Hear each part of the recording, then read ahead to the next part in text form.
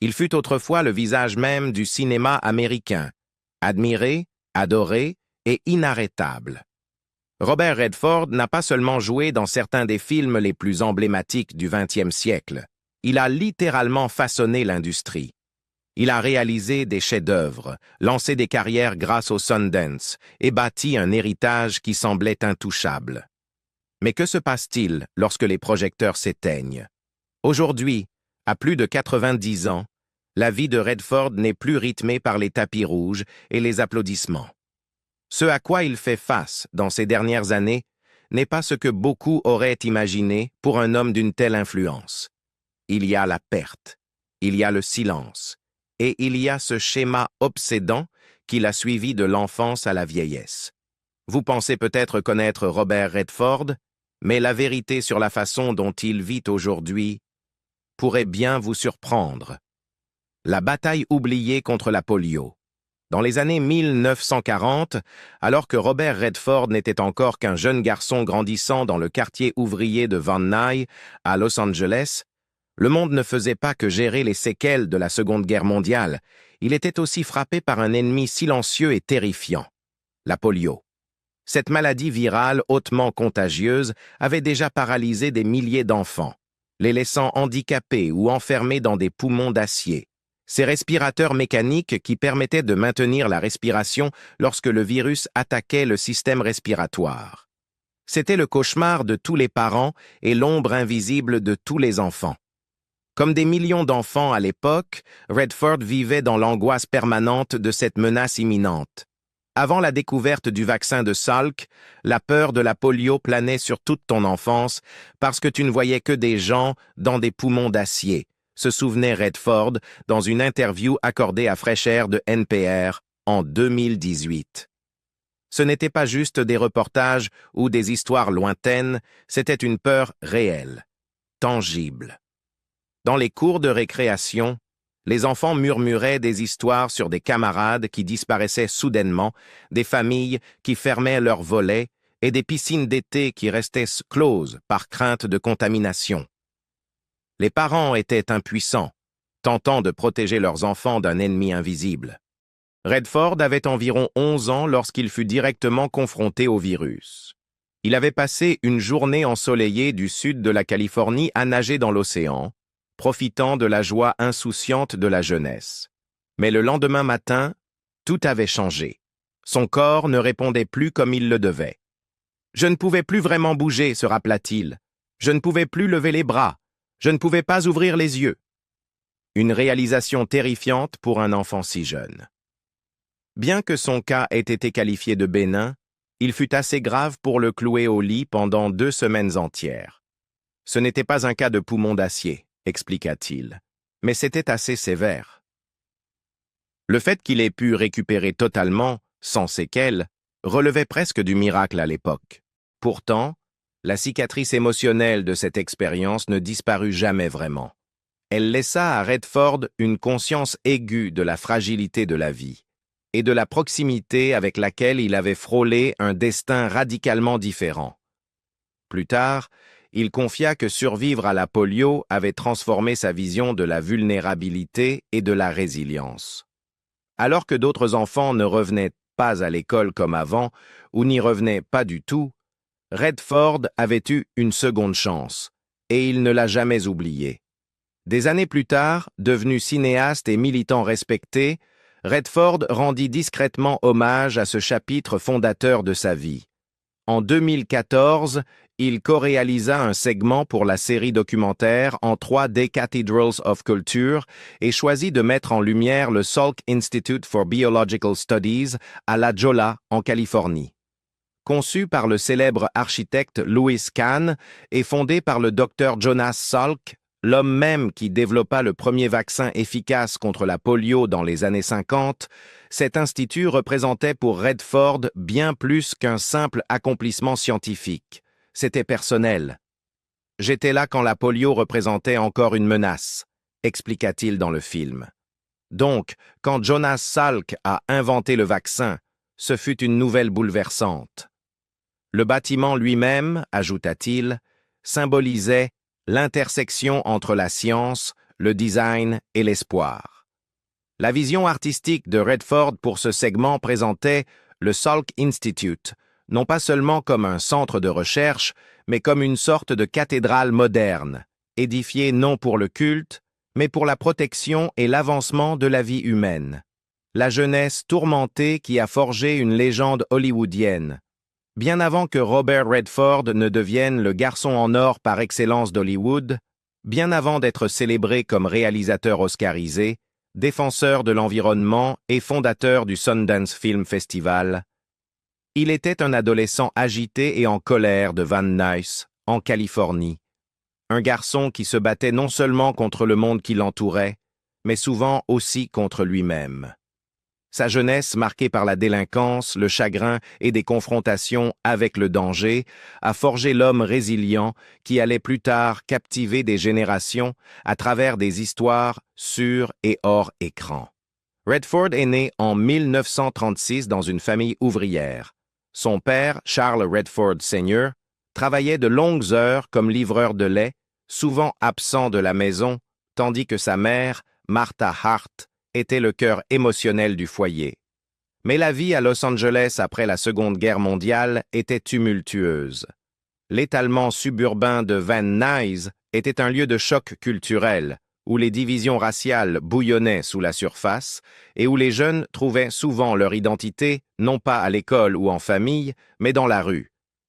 Redford, en quête de structure et d'un sentiment d'appartenance, rejoignit un gang de rue à l'adolescence. Ce n'était pas la version idéalisée, souvent vue dans les films.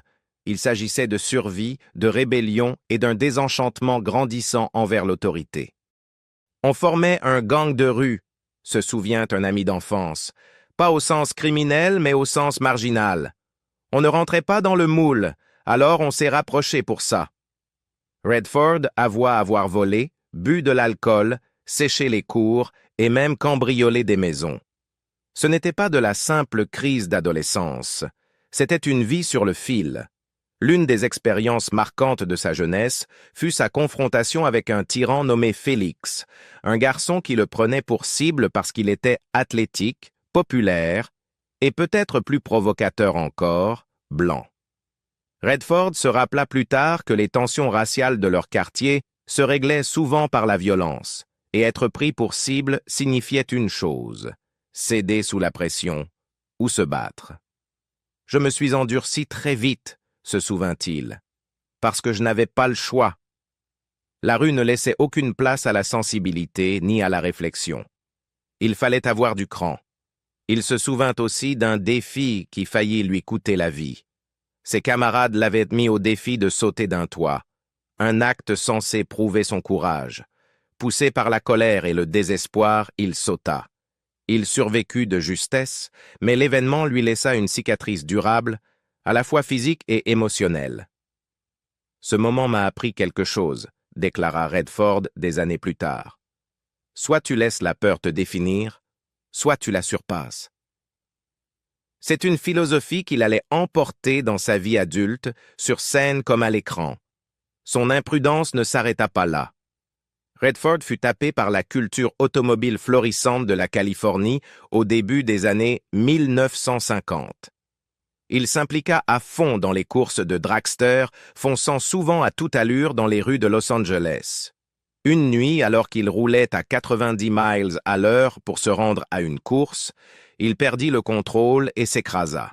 Par miracle, il s'en sortit indemne. « J'ai eu de la chance », dira-t-il plus tard. Stupide, mais chanceux. Sur le plan scolaire, Redford dérivait. Bien qu'il ait des talents sportifs, notamment en baseball, il manquait de concentration. Il s'inscrivit finalement à l'Université du Colorado, séduit par la possibilité d'obtenir une bourse sportive. Mais la vie étudiante ne l'adoucit pas. Au contraire, Redford plongea encore davantage dans l'alcool et les frasques nocturnes, rejoignant la fraternité Kappa Sigma et privilégiant les farces et les fêtes plutôt que les cours. Ses notes s'effondrèrent, puis survint un coup terrible. Sa mère, Martha, mourut d'une hémorragie alors qu'il n'avait que 18 ans. Sa mort le brisa. Redford avait toujours été très proche de sa mère.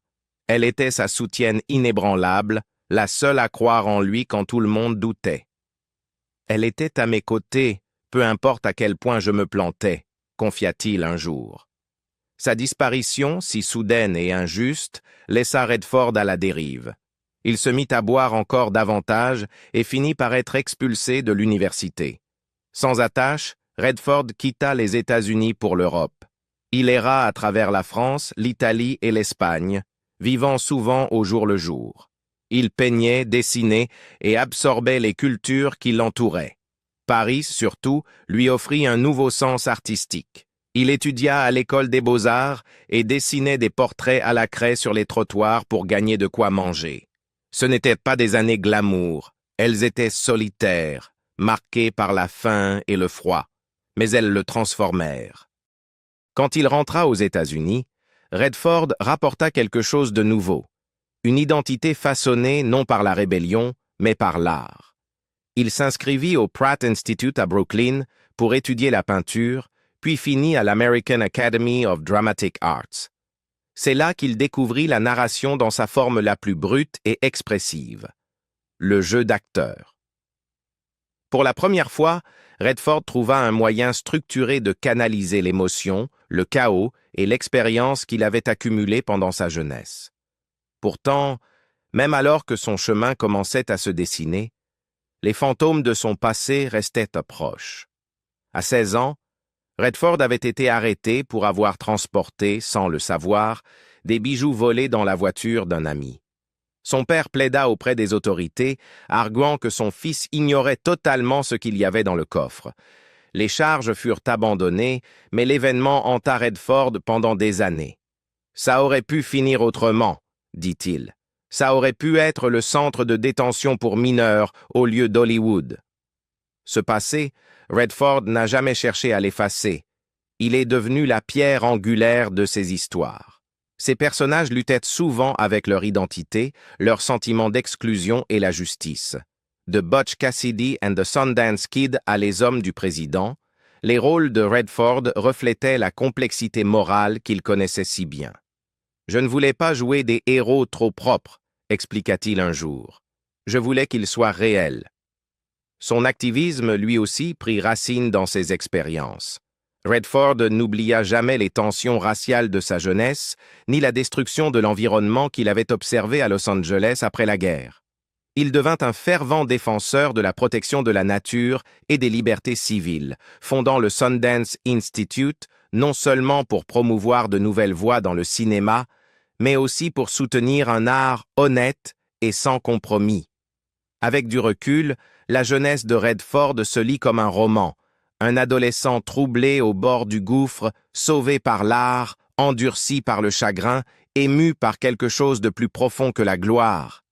Il a dit un jour, « Les erreurs, les pertes, les occasions manquées, elles m'ont donné de l'empathie. » Cette empathie, acquise à travers la douleur, est ce qui distingue Robert Redford de tant de ses pairs. C'est ce qui a fait de lui plus qu'une star de cinéma. C'est ce qui a fait de lui une icône, le chagrin silencieux derrière la légende. Depuis plus de 60 ans, le public admire Robert Redford pour son talent artistique, son charisme discret et son influence durable sur le cinéma américain. Mais derrière la légende de l'écran, le réalisateur, l'écologiste, le fondateur de Sundance, se cache une histoire personnelle marquée par des pertes répétées et implacables. La mort n'a jamais été un simple événement lointain dans la vie de Redford. Elle est devenue une compagne récurrente, façonnant en silence l'homme et le père qu'il est devenu. Sa résilience n'est peut-être pas simplement une question de force, mais de survie. Une survie émotionnelle face à une douleur qui aurait brisé la plupart des gens. La première expérience réelle du deuil pour Redford survint durant son enfance, bien avant qu'il ne monte sur une scène ou un plateau de cinéma. Alors que son père, Charles Redford, travaillait de longues heures à livrer du lait et était peu présent à la maison, Redford admirait son oncle David, une figure vibrante de ses jeunes années. David était un intellectuel et un athlète, un homme cultivé qui parlait 4 langues et apportait quelque chose de chaleureux et d'ouvert à l'enfance autrement discrète et ouvrière de Redford. Leur lien se forgea sur les terrains de football et lors de longues promenades. Pour le jeune Robert, David était ce qui se rapprochait le plus d'un héros. Ce héros lui fut arraché trop tôt. Pendant la Seconde Guerre mondiale, David fut envoyé en Europe. En 1945, alors qu'il traversait un pont au Luxembourg à bord d'une Jeep militaire, il fut pris sous le feu croisé et tué. Redford n'avait que 9 ans. Dans une interview à la NPR en 2013, il se souvint de la manière dont sa famille avait géré cette perte, dans le silence. La façon dont la famille l'a vécu, on n'en parlait pas. C'était arrivé et on ne posait pas trop de questions. Ce deuil silencieux allait devenir un schéma dans la vie de Redford. Une douleur supportée mais rarement exprimée. Des blessures qui ne se refermèrent jamais vraiment. À 18 ans, alors qu'il commençait à se définir comme artiste et comme homme, Redford perdit la personne la plus importante de sa vie. Sa mère, Martha. Elle mourut soudainement d'une hémorragie, conséquence d'un trouble sanguin développé des années plus tôt après la mort née de ses jumelles. Redford a souvent exprimé à quel point cette perte l'avait profondément touché. Martha avait toujours été sa plus grande alliée, le soutenant à travers une adolescence marquée par la rébellion, de mauvaises notes et des démêlés avec la justice. Elle croyait que j'avais quelque chose en moi, confia-t-il lors d'un discours émouvant au Sundance Film Festival en 2018. Elle était derrière moi quand personne d'autre ne l'était. Son plus grand regret reste qu'elle n'ait jamais eu la chance de voir l'homme qu'il est devenu. Elle est partie avant que je puisse la remercier, dit-il, la voix tremblante d'émotion. La mort de sa mère laissa un vide qu'il tenta de combler par un but. Après avoir renoncé à ses premiers rêves de peinture en Europe, Redford rentra en Amérique, se maria jeune et commença à fonder une famille avec Lola Van Wagenen. Mais la vie allait encore le frapper. En 1959, seulement 10 semaines après la naissance de leur premier fils, Scott, la tragédie les frappa à nouveau. Le bébé mourut dans son sommeil, victime de ce qui serait plus tard appelé le syndrome de mort subite du nourrisson. À l'époque, la médecine connaissait très mal ce phénomène. On ne savait pas ce qu'était la mort subite du nourrisson, expliqua plus tard Redford. Donc en tant que parent, on se blâme. Cela crée une cicatrice qui ne guérit jamais vraiment. Redford et Lola étaient jeunes et en difficulté, vivant à New York avec de faibles revenus, alors que Redford travaillait au théâtre. La perte de leur enfant fut un coup écrasant qui resta en sourdine derrière la montée de sa notoriété. Même alors que l'étoile de Redford brillait de plus en plus, grâce à des rôles marquants comme Butch Cassidy and the Sundance Kid, The Sting et All the President's Men, le chagrin continuait à le suivre. En 1962, une nouvelle crise survint à la naissance de son deuxième fils, James. Le bébé, surnommé Jamie, souffrait de la maladie des membranes hyalines, une maladie respiratoire qui venait d'emporter le fils du président Kennedy. Les médecins ne lui donnaient que 40% de chances de survie. Une fois de plus, Redford et Lola furent poussés à bout, mais cette fois, ils furent épargnés. Jamie survécut. Pourtant, cette survie eut un prix. La santé de Jamie resta fragile toute sa vie. Dans la trentaine, il subit 2 greffes de foie à cause d'une maladie auto-immune rare. Mais au lieu de fuir ses problèmes, il transforma son combat médical en mission. Il fonda le James Redford Institute for Transplant Awareness et devint un documentariste primé, engagé sur des thèmes comme la dyslexie, la pollution environnementale et les traumatismes de l'enfance. Son père en était immensément fier. Il a vécu une vie magnifique, pleine de sens, et il était aimé de beaucoup, écrivit la famille Redford lorsqu'il mourut en 2020, à l'âge de 58 ans, d'un cancer des voies biliaires. La douleur de perdre un second fils fut indescriptible. Un porte-parole de Redford déclara simplement « Le chagrin est incommensurable ». Redford s'est exprimé rarement, mais avec force sur les pertes de sa vie. Les gens pensent que ça a été facile pour moi. C'est dur à entendre. Ce n'est pas vrai. confia-t-il à People en 1998. Il y a eu tellement de coups portés à notre famille dont personne ne sait rien. Il protégea la vie privée de sa famille avec la même intensité qu'il protégeait son image publique. Pour Redford, le deuil était quelque chose à porter, non à exhiber. Sa vie personnelle fut également marquée par des amitiés profondes, dont beaucoup se terminèrent trop tôt. La mort de Natalie Wood en 1981 fut un autre coup dur. Wood, qui avait aidé Redford à décrocher son rôle décisif dans Daisy Clover, était plus qu'une partenaire à l'écran. C'était une amie. Sa mort soudaine par noyade lors d'une sortie en bateau dans des circonstances mystérieuses choqua Hollywood.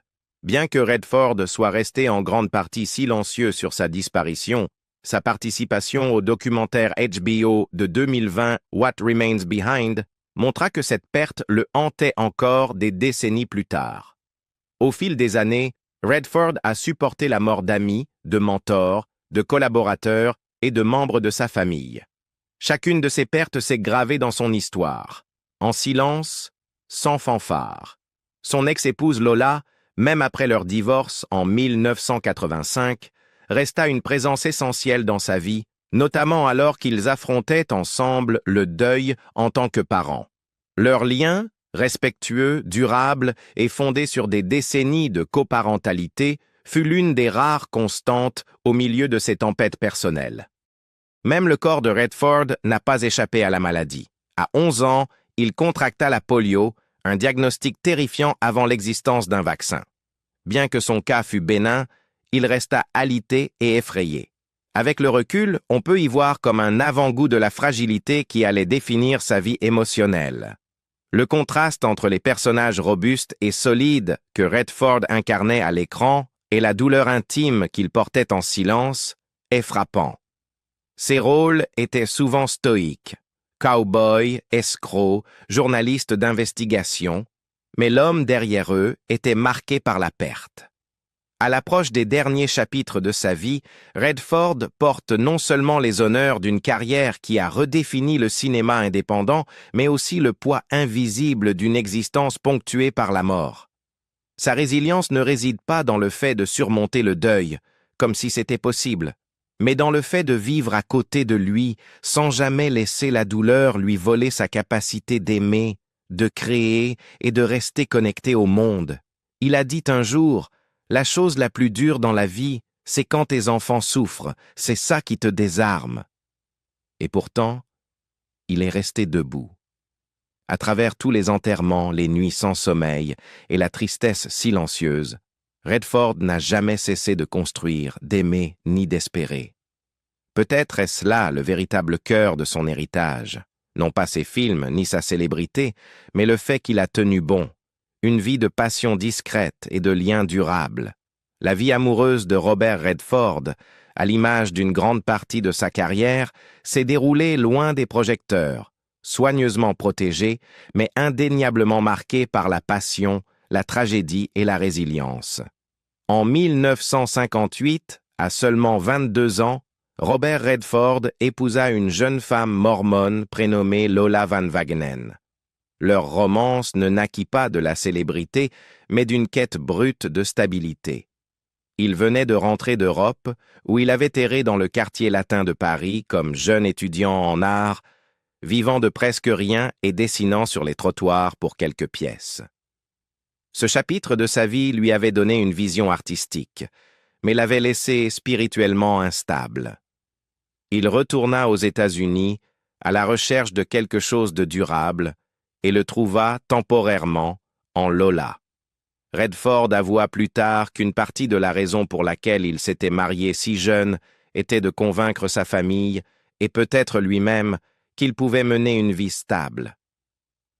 Il craignait que je ne parte à la dérive ou que je ne meure jeune, se souvint-il un jour. Je voulais leur prouver qu'ils avaient tort.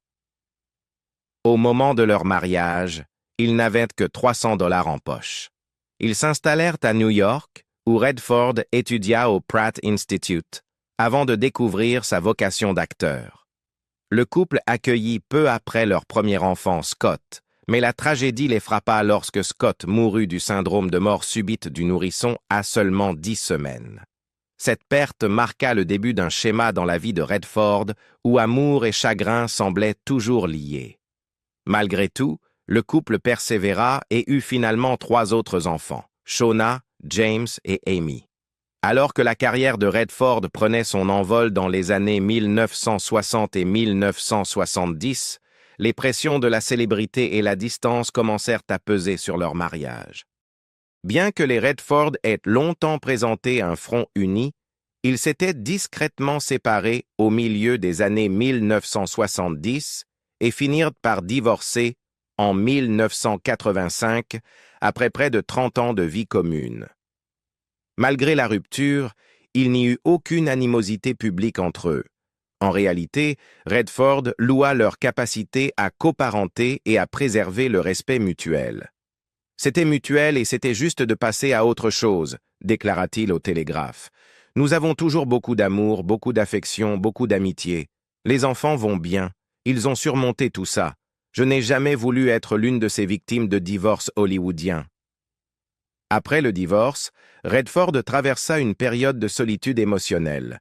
Il eut de brèves liaisons avec l'actrice brésilienne Sonia Braga et la costumière Cathy O'Rear, mais aucune ne dura. Redford reconnut s'être senti perdu à cette époque, déstabilisé par la célébrité et le deuil personnel, d'autant plus que ses enfants faisaient face à leurs propres problèmes de santé et qu'il devait porter le poids émotionnel d'un père qui ne pouvait pas toujours les protéger. Puis, en 1996, il rencontra quelqu'un qui allait tout changer. Au Sundance Mountain Resort, Redford croisa la route de l'artiste multimédia allemande Sibylle Zagars. Zagars n'était pas impressionnée par sa célébrité. Elle le connaissait à peine, et cela, ironiquement, le rendit encore plus intrigant à ses yeux. Elle était farouchement indépendante, ancrée dans sa vision artistique et tout aussi passionnée que lui par la défense de l'environnement. Née à Hambourg en 1957, Zagars avait passé des décennies à créer des œuvres mêlant peinture, performance et nature, explorant souvent la relation spirituelle et écologique entre l'humain et la terre. Ses expositions avaient voyagé à travers le monde, de Monaco au Pérou en passant par le Japon, et elle avait fondé une association à but non lucratif, The Way of the Rain, pour associer art et éducation environnementale. Redford rejoignit sa mission en tant que vice-président de l'organisation et leurs valeurs communes se transformèrent rapidement en amour. Ils vécurent ensemble discrètement pendant plus de 10 ans avant de se marier en 2009 lors d'une cérémonie intime à Hambourg. Redford portait un costume blanc impeccable. Zagars, une robe fluide couleur champagne. Il n'y avait ni photographe de tabloïd, ni liste d'invités célèbres, juste 2 personnes qui se choisissaient en paix. Redford décrivit plus tard cette relation comme transformatrice. « Elle m'a offert une toute nouvelle vie », confia-t-il au AARP Magazine. « Elle est plus jeune que moi et européenne, ce que j'aime, c'est une perspective rafraîchissante. » Si Redford trouva enfin une relation durable avec Zagars, l'un des aspects les plus fascinants de son histoire amoureuse concernait un autre type d'amour, sa connexion durable, à l'écran comme en dehors, avec Jane Fonda. Le duo joua ensemble pour la première fois dans The Chase et continua avec Pieds nus dans le parc, The Electric Horseman et Our Souls at Night. Dans plusieurs interviews, Fonda avoua avoir été amoureuse de Robert Redford pendant des années. « Il ne s'est rien passé », admit-elle. « Nous étions tous les deux mariés. » Fonda, toujours franche, parla aussi des défis de travailler avec lui. « Il n'aimait pas embrasser », dit-elle un jour, ajoutant qu'il était souvent d'humeur changeante sur le plateau. Mais elle le respectait profondément et chérissait leur alchimie. « Il y avait juste une connexion entre nous en tant qu'êtres humains que nous parvenions à transposer à l'écran, expliqua Redford à propos de leur collaboration. Cela ne demandait aucun effort. Leur dernier film ensemble, Nos âmes la nuit, était une douce méditation sur la vieillesse, l'amour et les secondes chances. Il reflétait en grande partie ce que Redford avait vécu. Tandis que Fonda et Redford incarnaient deux voisins veufs découvrant une compagnie sur le tard, le public ne voyait pas seulement des personnages, mais des décennies d'histoires émotionnelles entre deux légendes du cinéma. À bien des égards, le parcours amoureux de Redford a été défini par les mêmes qualités qui caractérisaient ses films. Retenue, complexité, endurance tranquille. Il a connu l'agonie de la perte d'enfants, le chagrin de la mort d'une mère jeune et la fin douloureuse d'un long mariage. Pourtant, à travers tout cela, il a toujours conservé un respect de l'intimité, une soif de vérité émotionnelle et une profonde gratitude envers les femmes qui ont donné un sens à sa vie. Aujourd'hui, à la fin de ses 80 ans, Redford parle rarement de ses affaires privées. Mais le bilan de ses relations, ancré dans son mariage de 27 ans avec Lola, son lien discret mais profond avec Sagar et son partenariat artistique avec Jane Fonda, raconte une histoire claire. Sa vie amoureuse n'a jamais été une affaire de drame ou de publicité. C'était une affaire de survie, de compagnie et, au final, de sérénité. Même en amour, Robert Redford a vécu comme les personnages qui l'ont rendu célèbre. Un peu sauvage, souvent blessé, et toujours en quête de quelque chose d'authentique, juste sous la surface. Après une vie de gloire, de perte, d'amour et de réinvention, Robert Redford vit désormais loin d'Hollywood, dans la solitude, entouré de souvenirs et de nature.